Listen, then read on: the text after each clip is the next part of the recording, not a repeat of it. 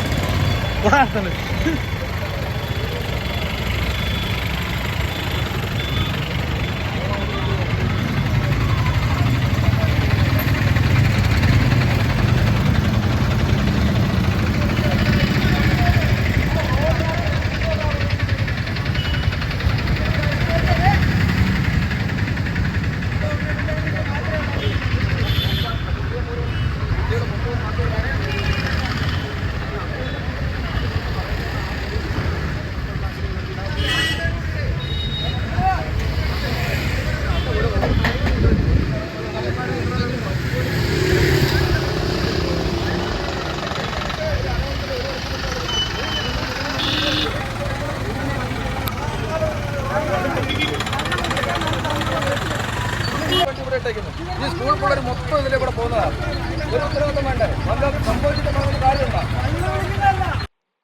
നാട്ടുകാർ ആരോപിക്കുന്നത് സത്യമാണ്. KSRTCക്ക് എന്തുമാകാം എന്ന സാഹചര്യമാണ് ഇപ്പോൾ നമ്മൾ ഈ വിഷയത്തിലൂടെ ഇവിടെ കാണുന്നത്. കഴിഞ്ഞ ദിവസം ന്യൂസ് റിപ്പോർട്ട് ചെയ്തിരുന്നു കുളത്തൂപ്പുഴ ടൗണിലായിട്ട് അനധികൃതമായി വാഹന പാർക്കിംഗ് ഉണ്ടെന്നുള്ളത്. നോ പാർക്കിംഗ് ബോർഡിന്റെ മുമ്പിൽ തന്നെ വാഹനങ്ങൾ പാർക്ക് ചെയ്തിരിക്കുന്നതും നമ്മൾ ആ ദൃശ്യത്തിൽ കാണിച്ചതാണ്. അതേ രീതിയിൽ തന്നെയുള്ള ഒരു സംഭവമാണ് ഇപ്പോഴും നമുക്കിവിടെ കാണാൻ സാധിക്കുന്നത്. എല്ലാം ശരിയാകുമെന്ന പ്രതീക്ഷയോടെ ന്യൂസിന് വേണ്ടി റിപ്പോർട്ടർ ശരത്ത്, കുളത്തൂപ്പുഴ.